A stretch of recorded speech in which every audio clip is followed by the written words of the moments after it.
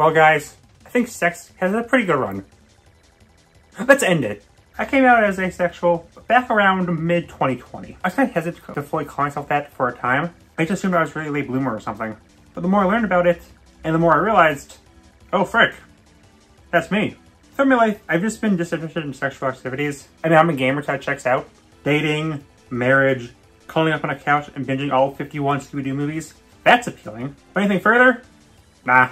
I ruined bloodlines. I was aware of asexuality, but I was also a cringe 16-year-old high schooler who thought asexuality was only something that meant animals could clone themselves. Granted, human atheists can do that too, but that's not the point. It was just another one of those things I saw on a poster during June. Nothing of note. Because no one really made it of note. As the years went on, I thought more about it, thought about my life, realized that people were making fun of me in my senior year for not getting what I spelled come with a U, and realized what I was. Why couldn't I realize that sooner? I don't know. Stubbornness, maybe. But maybe because this thing wasn't super discussed super often, especially in fiction and especially in animation. Now, granted, time was a factor. Gay marriage wasn't legal until 2015. No company would dare include it before then, so it's understandable. But now, nearly a decade later, how are we?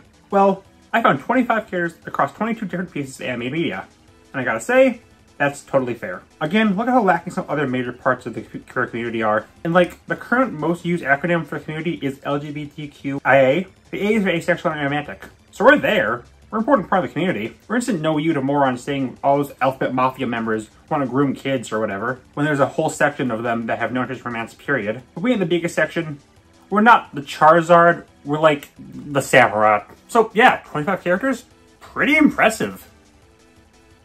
Too bad they all suck. Listen, there's a lot of stereotypes around ace people that the ace community themselves can't stand. Some I've noticed are being completely uninterested in sex at all with no gray area, being childish, both in personality or general interests, might also be autistic, not swearing, have a monotone voice, stuff like that.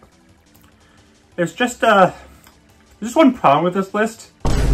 Yeah, so while you're watching me break down these characters, know you're watching the benchmark for asexuality discuss this. It's a spectrum. If you're somewhere else in said spectrum, feel free to give me your take, positive or negative. But this is just how I feel. Now maybe sexuality doesn't affect a character as much as, say, being autistic, like I discussed in a different video. So I'll be looking at these characters in part for a rep, but a major portion will also be the fan reaction. I feel like how the fandom treats these characters can be very telling. Now before we get into it, how did I get this down to 25? Well, first I used the rules I did in the autism video. The character must be confirmed as asexual, or aromantic, or arace. There's enough overlap, I'll discuss them all, in the animated version. If it's an adaptation of an originally ace character in an animated medium, but their sexuality isn't mentioned, it won't count. For example, while Inazumi from Dungeon Mencey directly states she has no interest in romance in the manga, as of writing, it's not brought up in the anime, so she's excluded. I'm allowing all forms of animation, movies, Western cartoons, anime. That said, no internet series, it's just too hard to find them all. I wish I could though, man, there's so many examples out there. A lot of really iconic internet characters are shockingly ace or arrow. With that said, if they start as an internet character but get a full series, I'll count them. But now, the big thing. It's gotta be canon, which is harder to judge than you might think. Yeah, there's a few obvious ones, like when a character directly states they are, or a creator says it in no uncertain terms. But there's stuff like, say, Luffy. He ever shows any interest in romance despite women throwing themselves at him?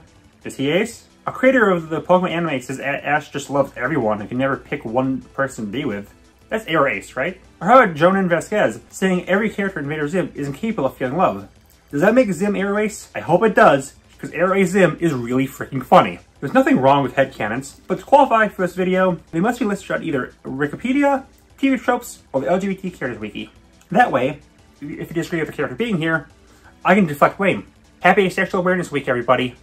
Join me as we dive into every asexual, aromantic, and aroace character in animation. See if we have just one in the representation. Just really one. I just want one. Just one, please, God. Gargoyles are really ahead of its time. It's really shocking going back to a 90s Disney show and seeing things that wouldn't get popular until 2 decades later. Like interconnected story, very dark and gothic atmosphere, and gay people. Well, that's what was much later into the series, as in an interview years after the show ended. A few things are said here. Fox is bi, Lex is gay, despite him being into Angela in one episode. And then there's Owen Burnett being ace. He's the butler to the show's main villain. He's very much a side character, really only being one for Xandos to bounce ideas off of. And the show even acknowledged that he's kind of boring, which isn't a stereotype, but he serves his purpose well. And occasionally gets a fun line. Honestly, I like Owen. I give him a bit of a leeway for this one, since, you know, it's the 90s. They were more homophobic then than now, which is saying a lot. Now it's very homophobic. Have you played a game with voice chat? But yeah, all we really need is a character without any string attached to them as a good rep here, and they couldn't possibly frick it up. Here's how they fricked it up. So there's something major I didn't tell you about Owen, and that's that he's not just Owen, he's also the god of mischief, Puck. I can relate to being god of mischief. I put 2 ice cubes in my friend's drink instead of 1. I also lace it with cyanide. Now, in a vacuum, this is fine. For all asexual people are gods. It's normal. The problem is that I missed one of the other World of Gay examples. Puck is bi. It's not a Jekyll and Hyde scenario. Owen is an intentional persona Puck takes. Now, obviously, it is possible to be ace and bi at the same time, but the fact that the creators specified that one is one and the other is the other tells me they don't intersect. It's pretty messed up, actually, and it makes me overthink it. If Puck wanted to be the most boring normal man of all time, do you think he went as far as making his sexuality what he considers boring too? What are you looking at, you hockey puck? So for the next one, you're either expecting him or about to blow your mind. Either way, I just have one question. Are you ready, kids? Oh, there's just so much to unpack with this little guy. SpongeBob is, of course, a very important character to me. One of my top 6 favorite characters in the video. But also, he's a very important character to the internet.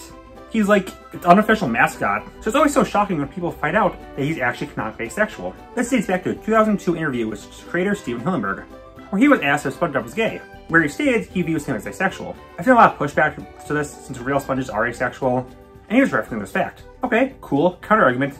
That makes no sense! Hey Steven, buddy, does SpongeBob a gay? Well, do you know sponges reduce asexually? Clearly, he's referring to his sexuality, not how he reproduces, because that's what the question was. I don't want to put words in his mouth, even if that's a cartoon review or sign of initiation, but to me, what he was saying is clear. Alright, so how is it shown in the show? Well, I want you to know, I dug deep for this one. I looked at every single individual frame of the show, which, for reference, the average episode has around 2,584 frames, and there's currently 303 episodes of the series as of rating. For the sake of ease, let's assume every episode has the exact amount of frames, and they're all the standard 11 minutes. That would equate to 782,952 individual frames of the show. And I looked at every single one and came to a horrific realization. There's no sex in this show. As for what is there, well, it's not much. Apparently Hillenburg had a rule, SpongeBob never get a girlfriend. Again, Ace and Arrow are different, but it's worth noting. There was an imagination spot where he married Sandy, but again, he made it up. I mean, there was a fan theory that the episode Karate Choppers was a metaphor for sex, but that's stupid. It ends with SpongeBob and Sandy doing karate in front of an entire restaurant while touching the food. If this is a metaphor for sex, I need to see Mr. Krabs' search history. Also, there was that scene of him watching Coral, but he's fully clothed, so it's clearly just watching it for the plot. Besides that, yeah, despite the show going on forever and being able to get away with anything, they haven't really acknowledged his status. Nick himself did once, but it was just him with other canonically queer Nick characters. Nothing specific. So most people thought he was confirmed as gay. Honestly, it's baffling to me that Nick never brings this up. You're still backwards in having the most iconic cartoon character, heck, any character in the past 30 years, be your mascot and a member of the queer community, and people can't even declare it as woke, since the interview this was from a decade before gay marriage was legal. Yet they never bring it up. My best guess why? Either because he's their mascot, so they want to be extra protective of him, or because people just don't care about asexuality. So, what's the fandom's take? Mixed? I've noticed a lot of fans being very dismissive or even disrespectful of his aceness. Now this would be a very source bro trust me kind of video. I don't want to send hate to anyone for this, but from what I've seen, people really don't seem to like that he's ace. Why tends to vary. First most obvious one, shipping. SpongeBob doesn't ship with literally every character in the show, and that's fine. Because again, Ace and Arrow are separate. And if you're upset that means you can't drop porn of the children's cartoon character, well, I just want to talk. Also, the whole stereotype that Ace people are childish, which also applies to me autistic, which, oh yeah, a few months after my video, he was confirmed as canonically autistic, we take those. Less than a week after I dropped that video, I saw this post on Twitter saying that the thing they hate the most is when people say an autistic character can't have sex. And most of the responses were SpongeBob. But like, he's been Ace for much longer, guys. You can't erase canon. It's a pretty common misconception that SpongeBob is a kid. But no, he's in his 30s. The early episodes actually have a pretty good theme, except that you can be an adult and still like silly things, as shown in Grandma's Kisses and the movie. It's a more modern episode that tend to reduce his intelligence and portray him as a dumb kid. At the end of the day, the knowledge of SpongeBob is just like me for real. It's very important to me. I just wish it was acknowledged more, in show and out. A character this big being Ace should be celebrated, and it's sad that it's not. They soiled it! Soiled it! Soiled it! Soiled it! Code Geass. Sure, everyone knows solely for its Bridge series and not much else. Well, but what are my favorite animes though? about an alternate universe where the British were competent and won the Revolutionary War, focusing on Britannia launching an attack on Japan. On the side of Britannia is Lloyd Aspun, the resident mad scientist who's built like a gecko. Now, while he's on the side of what's more or less the bad guys, he himself really isn't that evil. He just loves doing science. And they got the best tech. He loves doing science so much that he'd rather do that than a person. Not in a robot fricker way, though. Lloyd won't be plundering any ass, as he himself, alongside a few people, note that science is his only love. And while he was in an arranged marriage with Millie, it was strictly for power, and she breaks it off. Him just kind of shrugging it off and moving on. If you've seen She-Ra, it's basically Entrapta. When he seems cold, when it comes to people he's more friends with, he's more open. Yeah, I think this guy's good enough rep. He falls in the villainous role, but it's a series where everyone is evil. He's far from the worst. Just seriously, what is with this dude's posture? Slenderman looking behind, fricker, doofus, idiot, sneaky butthead. Super Jail is like most adult swim shows. That freaking insane.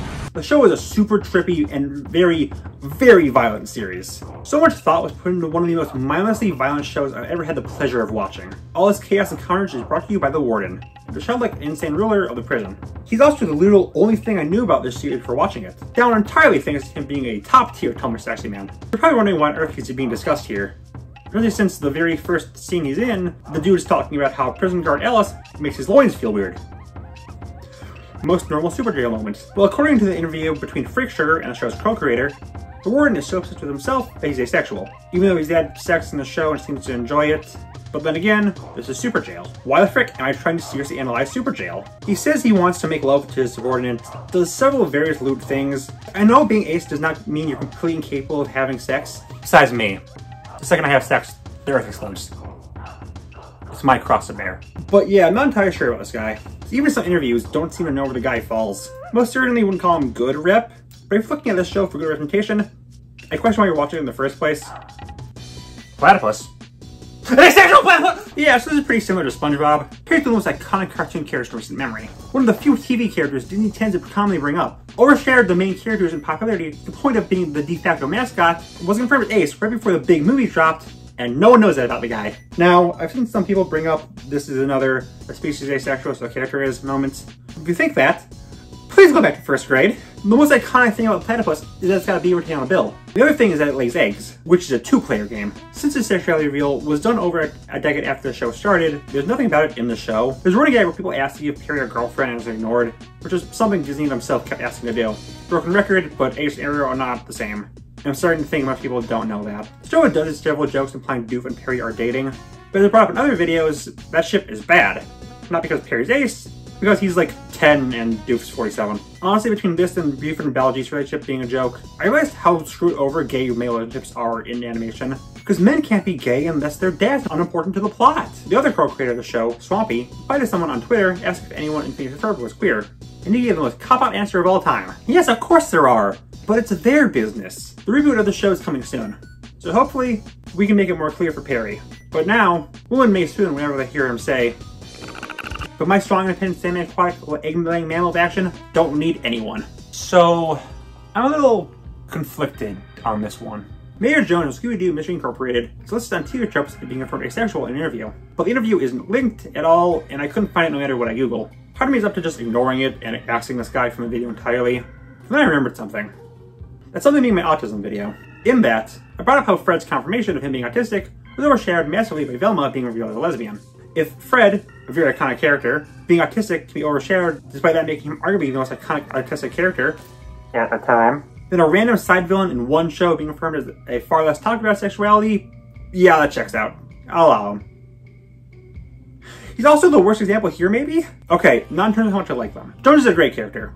He's one of the few villains in Scooby-Doo who can develop, growing to genuinely love and care for his adopted son. It says a lot when he starts out as a self-centered mayor of the city who only cares about profit. He constantly chastises his adopted son for exposing the town's hoaxes, since that's his straight tourists. Before being broken free of the spell corrupting the town, his main trait was greed. According to the interview on TV Tropes, said greed turns him asexual. Alright, a bit questionable, but you remember the rest of the story. Not only does he break out of the spell, becoming a better person, but in the end, the gang kills the monster who corrupted the town, breaking the hold it has on everyone and rewriting history, including reviving people and, most notably, changing everyone's personalities, with Jones now being a coach who's much more open and nice to people. But that raises a question. If he's ace because he's greedy, and is no longer greedy, then now what? Duh! That's how I cure my asexuality. I gotta kill Cthulhu! On a surface level, this is the worst one here. It's the only one that makes asexuality a fat negative trait. Still a great villain. I'm slightly more lenient considering how uncertain I am if this is canon or not, but I'd rather have a mystery unincorporated in this question. One way or the other. So I tried my hardest to watch everything in this video. As one of the biggest problems with my autism video was that I didn't watch everything there. I got the most, but two were just simply too much to get to. And the first of those were Beelzebub. This is a comedy shonen anime about a cool bad boy who has to watch over a baby that's actually a demon. Wait, isn't that just that one episode of a regular show? But also, this sounds like so unbelievably Tumblr coded, and you can't have Tumblr without ships. And maker Tatsumi Oga is no exception. And named after a character, you know where this is leading. According to the original manga, he's completely uninterested in romance. Wait, that's the same thing Jonan says for Zim. If you get down to the LGBT wiki, I take full credit! The few episodes I've seen tend to support this. Tatsumi doesn't care what any advances other characters make on him, but this isn't the type of show to focus on romance. Again, it's a shonen. They tend to not focus on that icky, cutie garbage. So, yeah, it's more off-screen rep. God, I just want one on-screen representation of us. Wait, holy frick! On the third day, God created water, and that was pretty cool. I guess it was a huge day for Mantis Shrimp. But on the fourth day, God created Todd Chavez, BoJack Horseman, and that's where things got really freaking epic. Thank you, God, you're a real one. While SpongeBob and Perry may be more iconic as characters, their sexuality isn't well known. Like Alberto is probably more well known than Bridget, when you think of trans characters, you think of her. And when you think of asexual characters, you think of Todd. I may personally like a few more characters on here more, but in terms of rep, Todd's the best. No contest. He's one of only 3 characters to have their sexuality on screen, have it not be a joke. And I love him. Todd always seemed a bit off in this show, both in terms of his role in it, and just in general. For a show it's all about how life isn't just a wacky, unrelated adventure, he seems to be exactly that. But also, he's a bit of a bum, like literally just kind of slacks off on Bojack's couch, and all of his schemes tend to backfire. Something's missing. Season 3 puts us on full blast. Bojack keeps asking him if he's gay, because he seems something is off about him. You get a flashback of him checking out of having sex, and this banner has a very interesting color scheme. Then the season finale dropped. We found out he's Luffy's brother. This really deep dives into asexuality. They mark the clear difference between Ace and Arrow. No one looks down on him for his asexuality, and even after his reveal, while it's an important part of his arc, he's still the same guy we know. Big Ace can never overpower everything about him, but it's just another piece of why Todd is such a great character. He's still funny, still got tons of weird schemes, he grows his spine and calls out Bojack. He's still Todd, and now, Todd himself knows what that means. I kind of go against some of the stereotypes of asexuality that's really prevalent. He's not a bland stick in the mud or a villainous character. He's an upbeat and happy guy who's one of the few moral characters in the show. The show's creator somewhat regrets making Todd more childish and innocent, knowing that's an stereotype. But again, Todd isn't perfect. He's naive, his plans backfire, and really he only seems super moral because he's in the same show as Bojack. What's really special about this is that overall, BoJack Horseman isn't a super gay show. Again, I'm used to understand why sexuality is fairly underrepresented, but I've noticed it's like the premier ball of asexuality. If you have 5 bi characters, 3 lesbians, and a pair of gay dads, you would have 1 ace character confirmed on Twitter. Well, there's a few queer characters in BoJack, most notably Herb, who is more or less kickstarted the major arc of the whole show of BoJack trying to improve, but mostly fairly minor. Todd is one of the main 5, and sexuality is front and center. Every sexuality, every gender, everything deserves at least one piece of media that takes their thing, puts it front and center. I'm so happy this show did it with asexuality. You're probably wondering, who are the other 2 explicitly confirmed asexual characters that aren't treated as jokes? Have you noticed the music hasn't changed? So while Todd's trying to grasp that Aces can still fall in love, he gets 2 girlfriends. First is Yolanda, and there's honestly not much to her. She's mostly just a plot point to show that Todd shouldn't look for someone who just has the same sexuality as him, as they really don't click besides that. She's epic because Axolotl is a little creatures, and I love the scene with her family. Aces are usually seen as weird compared to non-aces, but they're the over-the-top ones who keep all their semen in jars. You're not getting context for that. Maud is more fun. She's the one that ends the show with Todd. 2 match super well, while she's admittedly pretty underdeveloped, since she's introduced in the final season. The 2 stand with Carol and Judas as the only 2 good couples in the entire show. Also, a rabbit, well known for their high sex drive, being Ace. That's funny. They're fine for what they are, but Todd's the GOAT. Thank you for the services, Josie Pickman. And hey, we're on to the other one I have not seen. Unlike Beelzebub though, I'm more than well aware of Miraculous. More specifically, I'm familiar with its fandom. As in, people really hate its fandom. Most of everything is shipping Nightmare on the same level as Star vs. and Voltron. So, you know, going to a video on Ace and Arrow characters, kind of about Max and Alex. Yet another confirmed on Twitter example. Max and Alex, Ace and Arrow respectively. They seem to be fairly minor characters, mostly just background side characters, competing in time rate or being akumatized. Basically just brainwashed, gaining superpowers. One of the personas Max gets is Gamer. Drink the gamer juice, Max. Only notable thing I can see is while Alex is Arrow, she still helps the other girls get Marionette into a romantic situation with Adrian, and participate in a group hug. So she's at least not a full-on villainous love hater, which is nice. I don't know, if you missed anything here, feel free to break in my house and stab me with a spoon. Peridot. Guys, it's gonna be like half the video's length, let's just get into it. If you know me, you know Peridot is important to me. She's number 6 on my favorite character list. If I made it, she'd be number 5. She's the character I consider closest to me in personality. And she's kind of the start of my love of the very specific type of socially awkward, nerdy, nice green girl. She's super important to me. Here's something you might not know. Genuinely, this video would not exist if I didn't love Peridot. Peridot's sexuality was from 2020. After I'm mulling over a bit, I realized if she was like me, I should also be Ace. Obviously, that wasn't the only thing that made me realize my sexuality. I mentioned other factors at the start. Heck, she's Arrow Ace and I'm not. But she, Todd, and also Rosalina, but that's another story, helped me realize who I was. Now that I got that set up, it's time for war. So, confirmation came right around the end of Future on Twitter by a storyboard artist. I've seen some people say this doesn't count, but like, I don't see why. Still someone who worked on the show. Yeah, she said higher up people can shoot this down, but 4 years later, no one shot this down. A scriptwriter for Resident Evil 8 used almost the exact same wording when confirming Lady Dimitrescu as a lesbian. And no one pushed back on that. Well, Peridot blustered Lapis saying she's open to being her friend. That means apparently she's got a crush on her, even though she's clearly not the reason why, considering the context of the scene. But like, that was fairly early in the show. How Andy from Owl House drew an image of a hot guy and was blushing about it, but it's not a lesbian. As for the actual canon backing that Peridot is Arrow Ace, there's a book, Fusion for Beginners and Experts, an officially licensed Steven Universe book, written by creators Rebecca Sugar, all about fusion. Now, the book is fairly controversial, as a lot of people point to it as evidence that the misconception of fusion being sex is real, as this book is very similar to a health sex ed book. But both cases are more complicated than that. Clear fusion in the show is any relationship. That can be platonic, romantic, familial, toxic, and yes, sexual. It becomes really clear what they all mean if you have reading comprehension higher than a toddler. This book may feel overall like a sex ed book, but it really does touch on all these things. It also helps bring up that some people may not want to fuse, and there's nothing wrong with that. With the example being, oh hey, would you look at that, a pair of dots. Well, fusion doesn't always mean sex. It's clear with the Peridot it does, which honestly feels similar to how people think romantic love and sex go hand in hand. Unlike so many other examples here, Peridot is actually Arrow Ace, so it makes sense. She calls Garnet an in-universe slur of permafusion, and is generally uncomfortable with her. The episode log date 7/15/2 text is full on with her confronting Garnet on her being a fusion. And when Garnet offers to fuse with her to show the benefits, she accepts, before backing out last minute since she's uncomfortable with it. That leads to this scene. I can't do it. That's fine. Peridot, I'm proud of you. Why? Because you made an effort to understand me. But I still don't understand you! Why are you fused all the time? While Peridot grows to accept Garnet and is even fine with others being in love, as shown with her obsession with a romance show, she never fully gets into a relationship and never even fuses. Keeping that scene I played still super important to her development. The problem is, while metaphors are great, sometimes you gotta be unsubtle. Steven Universe where Mia Lacey goes to die. And this is definitely a case of that.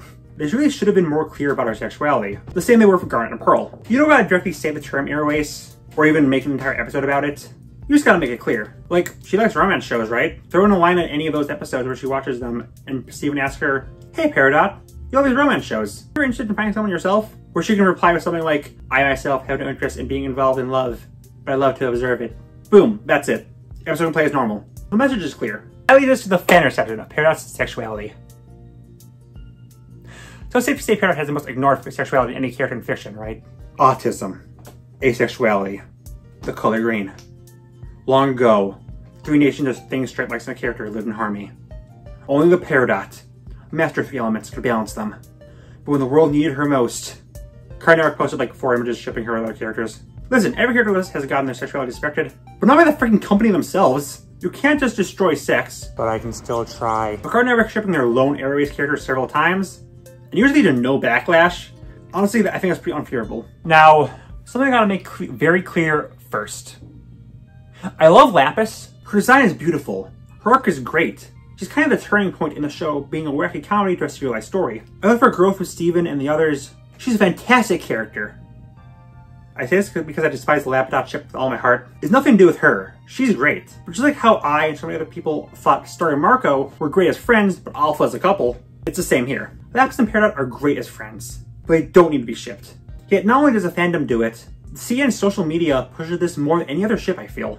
Steven Universe or otherwise. Like I think I remember seeing art they posted of Adventure Time ships that randomly shoehorn this one in there too. Oh, that's cute ATR. Oh, that's cute ATR too. And that's, it's such a major ship that I've met people who haven't seen the show and don't know some of the major basic things like the Pink Diamond twist or the entire existence of bismuth, but genuinely thought this was canon. And I've heard some counters to this. The biggest one that I feel like is kind of justified being lesbian aesthetic representation is also fairly represented. So sometimes you gotta make your own. And I fully get that. I am okay with headcanon and stuff like that. The problem is, though, this is the same show with two canon lesbian couples, explicitly portrayed and starring major characters, on a network with tons of sapphic representation, where it's one singular Arrow Ace character, and by extension, a romantic and asexual original character. I think we should be allowed to have this one. If you ship it, you're not a bad person. I make a lot of jokes about hating the ship, which I do, but I'm not gonna kill anyone for it. I just wish Paradox sexuality was more well known and respected. Steven Universe is definitely getting a reboot sooner or later, so hopefully everything can be right for my little Scrimblow. If you put Mob and Saitama in a blender, well, be concerned why you have such a big blender. And also, Saitama is not dying from that. Run, run, run, run! But if you throw pieces of both their stories, you would get the disastrous life of Psyche K. This centers around Psyche, a middle schooler who happens to be the world's strongest anything, really, but mostly a psychic. In a world where there's little to no superpowered individuals, Psyche stands as basically a god above all, who views all as beneath him. But he's also a fairly laid-back guy who's more indifferent to everything, down to using his godly powers for minor things like helping a cat or delivering presents. But he's usually fairly cold. His gifted things of powers, though, have made him far too powerful for sex. Finally, accurate representation. One of his abilities, one he can't turn off, is X-ray vision. So to him, every human looks like Musion Man. This, and his general ambivalence to things, puts an offense romance of any kind. But every girl in his class is throwing themselves at him. This could be fumbled hard. I think the overall nonchalant and comedic tone the show has just makes this another fun part of his personality and not a negative. Not a bad thing. It's one of his many quirks. Thank you, my cotton candy-haired little angel. Bloom to You is a very interesting series in the context of this video. On the surface, it's a scant slice of life fury between two girls trying to admit they like each other. But a lot of the characters feel like they're somewhere on the levels of Ace or Arrow spectrum. We're literally introduced to the love interest with the information that she's turned down dozens of men and women because he doesn't feel that spark. None of them are canon, but they definitely seem notable when you get to episode 5, you're introduced to Seiji Maki. He's on the student council, and is the only one who knows the lead are into each other, as you saw him kissing. It's then revealed he has no interest in romance at all, and is very used to romantic drama, as he's grown up with several sisters and as the only brother. Loud House was good. He compares romance to being a viewer of a play. While he loves the characters to interact, he notes how he wouldn't be right if the characters act as him to be involved. Hirota panic attacked during Deadpool. He's a foil to main character Yu, who feels like she shouldn't be involved in romance, doesn't deserve to be loved. Seiji shows that she does. Well, he doesn't, not because he's unlovable, but because that's just who he is, and is proud of that fact. Seiji is admittedly a fairly minor character in the show, but he makes a major impact, both on the main characters and me.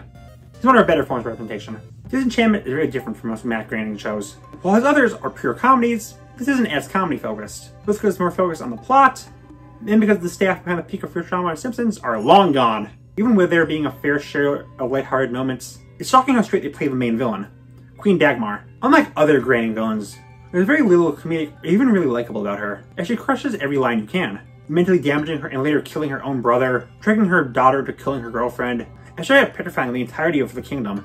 She's a monster. Closest to humor we get from her is Elfo constantly saying she's hot, but that doesn't work because Elfo isn't funny. So, why is she here? Well, in the finale, she tells Bean that, while she did marry Zog and birth Bean, and later marry Satan, she's indicated to be Arrow, since she directly stated she does not believe in love, saying it's a waste of time and that she never felt it, and only married them because they are powerful and could use them for her benefit. I mean, I'm glad we have a character that shows the clear difference between Ace and Arrow, but if you're looking for the example of villain can't feel love, well, you got it. Okay, this is the one singular animated movie on this list. It's a very well-known movie, so you definitely know this character, or at least you know what they're from. So I want you to think for a second of every single animated movie you've ever seen, and just think, what am I going to talk about? You got it in your head? Okay. So the Angry Birds movie came out in 2016, and is a cinematic classic, introducing stellar characters you definitely remember, like Billy the Sign, Mime, Willow, Smosh, and Acrobatic Pig 2. The character we're talking about is Willow. Yeah, I already revealed a Gecko prank. In the Pride Month tweet, it's confirmed she's Arrow. Most other Pride Month tweets are just of Red, which says a lot about him. But yeah, Austin confirmation of minor character. That's it. I just thought this is funny. Okay, next one. People seem to fall off Harley Quinn after season 2. Not that the show got bad. We got what we wanted. Harley Ivy relationship. That was enough. The people moved on. But the show is still going, and it's Fine, I guess, I don't know. I don't think that's funny. But hey, this isn't a review, this is why sex is lame. And the one example here is, of course, Audrey 2. So Frank the Plant is asexual, as stated by Ivy in one episode. Now, again, plants are asexual. I really hate that term because it can be used for two separate meanings. We need a new term. I propose sexual isn't. But one, the context is Frank and Ivy talking about sex, and two, this is Harley Quinn, a show all about the gay. They know what they're doing. Sadly, Frank is a character used solely for jokes, and is really trapped in one room. So there's not much to him besides that. It's another footnote character. In the episode where he gets revealed, ends with him tied up like that one Rocket Raccoon scene. Epic! I didn't know much about the case file of Jeweler Richard before making this. If you're in the dark like I was, well, I guess that's fitting, since this is a mystery show about a jeweler attempting to solve various mysteries around his shop. He's partnered with Seiki, who's honestly more so the main character, as the show focuses more on his life, with a mystery more in the background. One of his focuses is his love life, including his crush, Shoko Tanamoko. There's just one problem for Seiki. She's Airways. She lets him down pretty gently in one episode, where she reveals she just doesn't have an interest in marriage or romance. I really love Shoko. She's a very nice, bubbly girl in a series where most people are more serious. And it's nice to see an Airways character, she's a little ray of sunshine, instead of them being more emotionless and robotic. She was even told in one episode that it's a waste that someone as beautiful as her would never get a man. But she stands her ground. It's pretty great. She's even less relevant to the show than Seiji was to his. But I still love what they do with her. She pops up occasionally to be the only person Seiki can talk to normally. Now, I really don't know much about her from a fandom perspective, and the show is fairly obscure, and I only watched it for the video. But on the LGBT wiki, it says her sexuality is fairly well received, if only because it tries out of the romantic scene to make room for the more powerful ship between Seiki and Richard. I should be annoyed by that, but considering what we already covered, and what we're going to cover soon, this is a blessing in disguise. Oh, that reminds me, most of the major characters in the show are tied to a specific gemstone. Want to take a wild guess what her gemstone is? That's right, it's Sapphire. It would have been really funny for us Peridot. If you know me, you know I love Lilith Cawthorn Owlhouse. She made it number 13 on my favorite character list, and if we made it to be top 10, which is wild because she's not that important to the show. Several other characters in it are far more fleshed out. I guess it makes sense why I like her though. She's basically just Peridot, introduced as the primary villain of season 1, serving the real main villain, gets a pardon, befriends the hero and someone else they used to hate, then becomes a silly goober. There's of course one other thing that connects the two. Unlike Peridot though, Lilith's sexuality is much more respected. It gets confirmed in two ways. There was a live stream where Lilith's voice actress, Cissy Jones, reads a monologue in character telling Hootie that she never felt love. This monologue was written by show creator Dan Terrence, who later made this art print of Lilith holding a very interesting set of books. So her being Airways is there, but still off screen. It's canon, but if you only watch the show, you wouldn't know it. It's a little sad that a show like Owl House, that's so good at representation, can't give the same love to Lilith. Actually, that's another thing she has in common with Peridot. With that said, I have found this fan art by Deus Doodles that points out that her outfit barely matches the Ace, Arrow, and Arrow Ace flares respectively. Now, I think the first is a stretch, with no purple, which is the Ace color, but the other two, oddly, I can see it. It makes sense actually, since the monologue happened canonically in mid-season 2, which notably had her wearing a different outfit during the first half, which is gray, blank, unsure. The first season has her wear an outfit that vaguely resembles the Ace flag, but later after fully realizing who she is, her outfit to fit her better. That's an insanely cool detail, if true. Now, a lot of this can be blamed on the show being shortened halfway through season 2, but season 2 is allowed to breathe, instead of being forced down to only the major important plot points and the definitely necessary Kikamura subplot. Fandom-wise, it's mostly pretty good. Lilith is well known in the community as a race, and for fandom that's very ship-happy, they mostly respect it. Granted, it's probably because there's just so few characters her age in the show, but I still respect the fandom here. Mostly. Yeah, so one thing I realized is that, well, obviously there's people who simp for Lilith. Again, that's expected. Porn will always exist. Work faster! But I've noticed, people seem almost resentful that she's revealed Airways, because, oh no, you can't simp for her anymore. Guys, you got Ida and she's unbelievably hot, we're good. When Disney inevitably recognizes the show as an nostalgic appeal in a decade, I hope they give Lilith more love, just not in the literal sense. We stand a strong independent girl failure. Solar opposites, also known as, oh yeah, Justin Roiland did do something besides Rick and Morty and being a garbage human being. The show is very clearly every rejected Rick and Morty idea put in one show. There's nothing very special about it. Well, besides one thing. They introduced early in season 1 the idea of the Wall. Basically a human ant farm the alien family keeps where they shrunk down humans and trap them to observe them. Unlike the main plot, this is taken far more seriously. It never really intersects with the main plot. They're basically separate shows, only connected by Roland's inability to do anything without including 3 pop culture references per scene. Season 1 focuses on a small group of resistance fighters trying to overthrow the tyrannical ruler of the Wall, the Duke. He's a very simple villain, a tyrannical ruler who wants control at any cost. He also voiced by Dr. Octopus. At the end of the first season, he makes an escape into the real world, where everyone just presumes he's just gonna die. Instead, he finds a toy replica of the ship from Alien vs. Predator Requiem. Yeah, so a redemption arc for a very simpler villain wasn't something I expected. You know what else I wouldn't expect? Something relevant to this video topic. Yeah, so there's a really weird running gag about Duke, or his real name Ringo, really does not want anyone to touch his penis. He says that when they're deciding who will keep watch first, he thinks he might have been assaulted when Cherry reveals she's pregnant. It's not his, by the way, they did it. And after he gets blown up, the dynamite was literally right next to him, but he got off easily by only getting Gus framed. But yeah, he asked her not to touch his wee-wee. This apparently means he's ace. It's a very rushed redemption and sexuality reveal, but I appreciate it in a weird way. Like Lilith, it does help support the trope of villains being unable to love as they're separate from each other. In the first season, he made a trade to get a Playboy magazine, but in it he only seems to care about the interview with beloved American businessman and Shark host Tank Mark Cuban. I don't know, I think this is fine. Kind of a funny way to introduce it. Wasn't done disrespectfully. Alfred Molina says penis. Yeah, it's fine enough. Oh my god, I was dreading Big Mouth. Not just for the obvious reason, or the other obvious reason, but because they got an ace character, Elijah. He's introduced in season 6 as the boyfriend of Missy. He's Christian, and he's asexual. That's literally all there is to him. I'm really hoping I would actually be genuinely positive here, because it'd be genuinely funny if freaking Big Mouth, for some reason, was the only good representation we got. But he's just so freaking boring! The writers of the show used to writing kids have sex as their one only joke, but the second they were given a sexuality that goes against that, they just kind of did a real-life Bruce King death. And then John Mulaney came in, saw his corpse, and we completely empty script and decided, oh well. The big stereotype of ace people is that they are boring, because sex is the only thing that matters to people in real life who are smelly losers who are stinky. And this show really leans into that. He's absolutely nothing of a character. Even his hormone monsters are just kind of there and like, oh well, guess you don't like sex. Okay. Come on! It would have been so funny if they had to change up their tactics. Or they're just so utterly baffled by this new sexuality that doesn't fit their normal views. Has some growth for them in Elijah. But then they go on to Reddit, really, and they find out that aces can jerk off. And he does. Child. I mean, I guess I appreciate them trying to explore a certain stereotype of aces, but it's literally the same thing they do with every character. There's nothing to Elijah. Missy's the ace boyfriend. He's boring. Big Mouth do literally anything good challenge. So the next show is Supernatural Academy. Huh. If I had a nickel for every time I had to review a show for a representation video where it's a show about a supernatural school full of weird magical creatures, I'd have 2 nickels. Where am I? Why am I wearing this?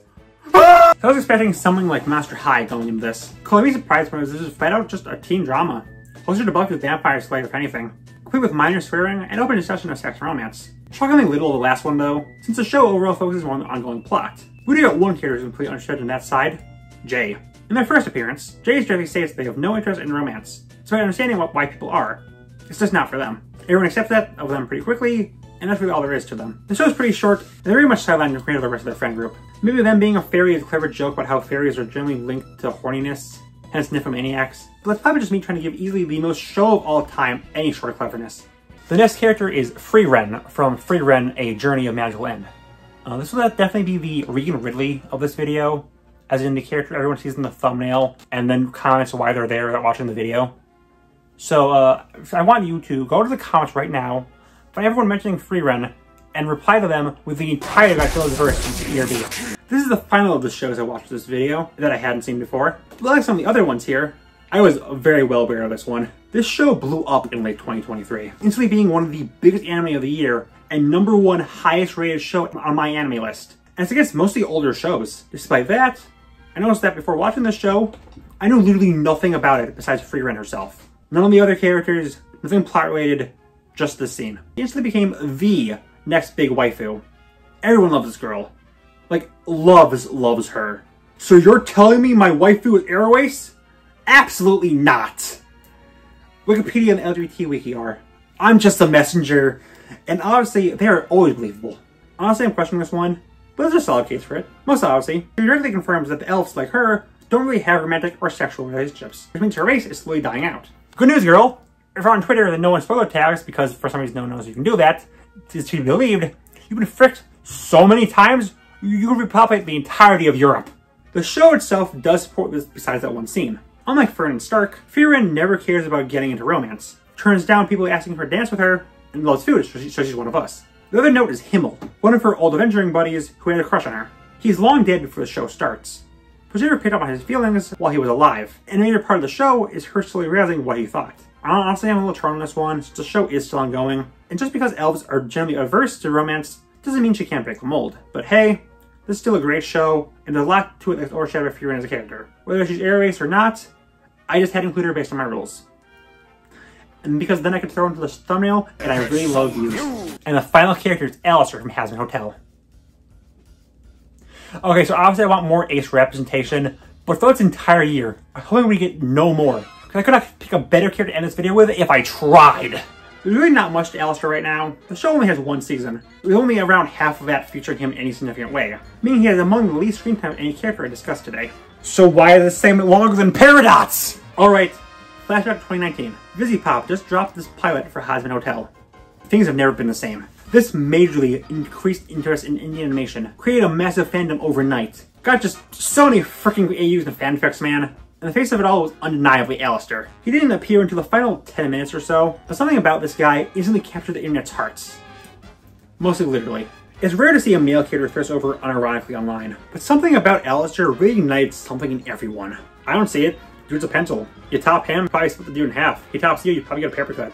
Like, have you ever thought about how this guy basically revived Tumblr Sexy Man? Before Hazbin, it was a pretty obscure term, used only to describe really weird characters people had a crush on. After Alistair, Tumblr Sexy Man lost all meaning. And every time something comes out, unlike pre-Hazbin, characters need a massive rabid fandom to qualify. People actively look out for the characters that have that energy, and just decide they are before they even have a fan base that can grow. How did Digital Circus get 5 sexy men before the show even came out? Why are conventionally attractive characters like Gojo, Miguel, and literally any female character considered sexy men? Tumblr Sexy Man used to mean something.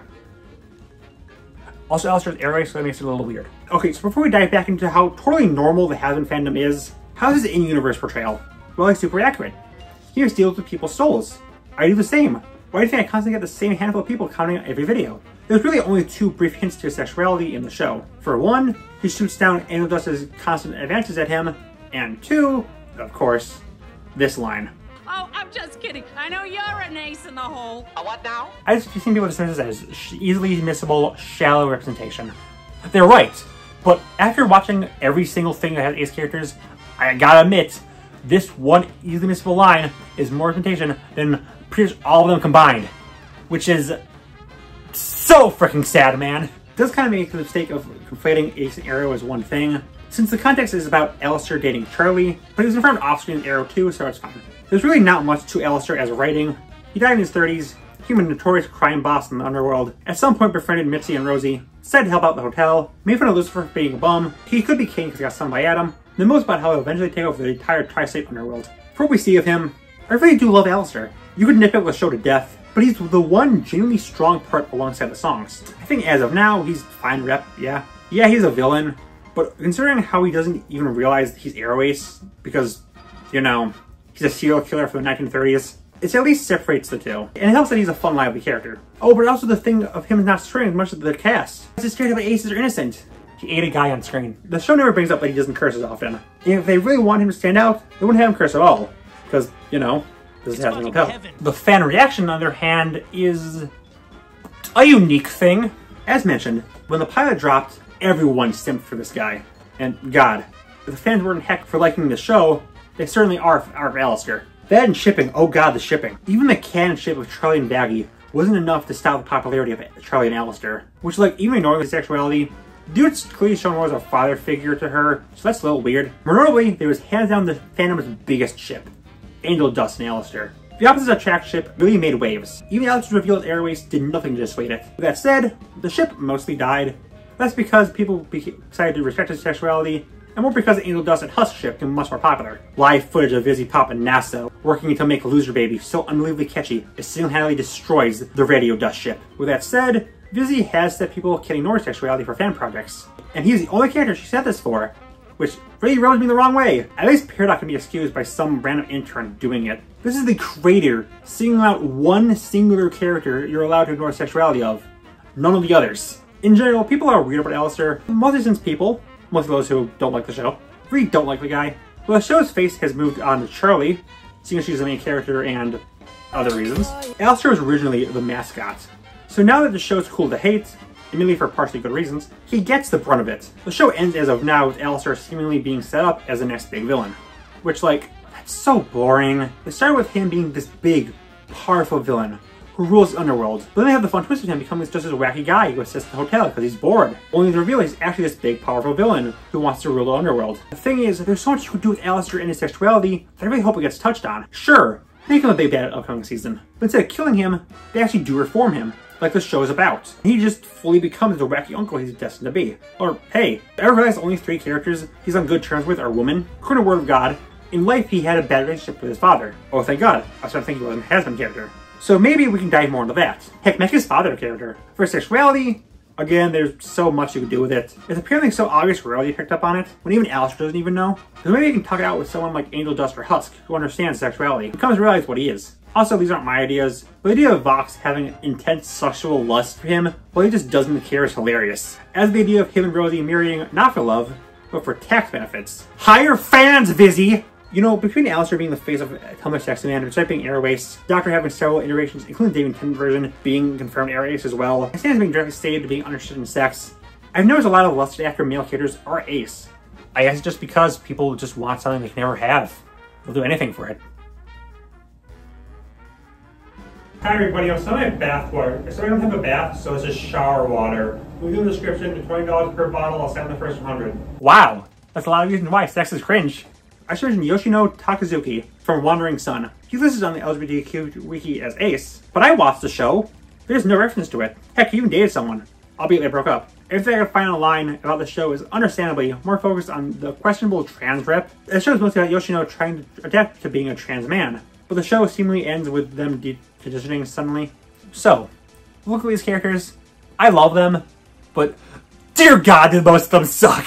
So many of them are off-screen. Anime is doing better than the rest of animation. When none of the examples directly use the term, every character sans Tatsumi has their lack of interest in love directly stated and they're looked down upon. Excluding the Bojack trio, the only on-screen representation are throwaway jokes or freaking Big Mouth. We got arc villains, fan favorites, the freaking main character tend to be ignored.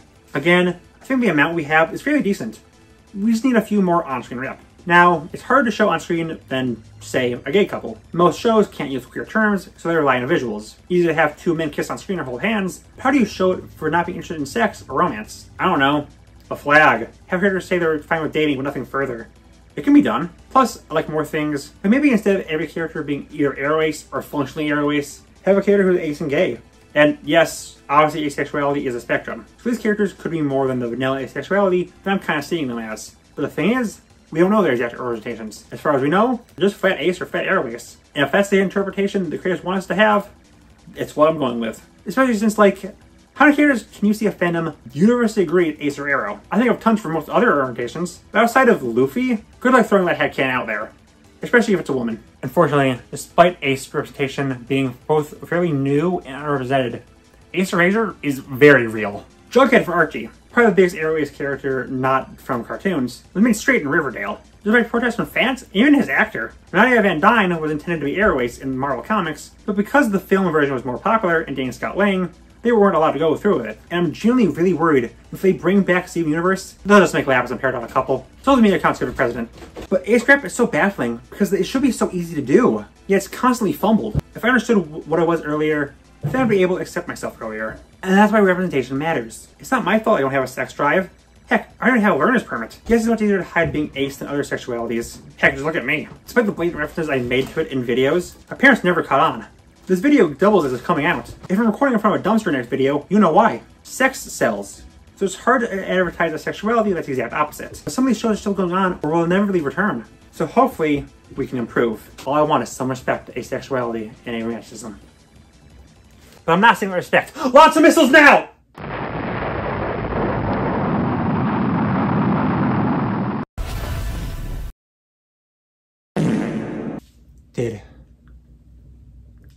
Did I do it? Congratulations! Congratulations! Congratulations! Congratulations! Congratulations. Congratulations! Congratulations! Congratulations. Congratulations. Congratulations! Congratulations! Congratulations. Congratulations. I did it! I destroyed sex! This is the greatest day of my life!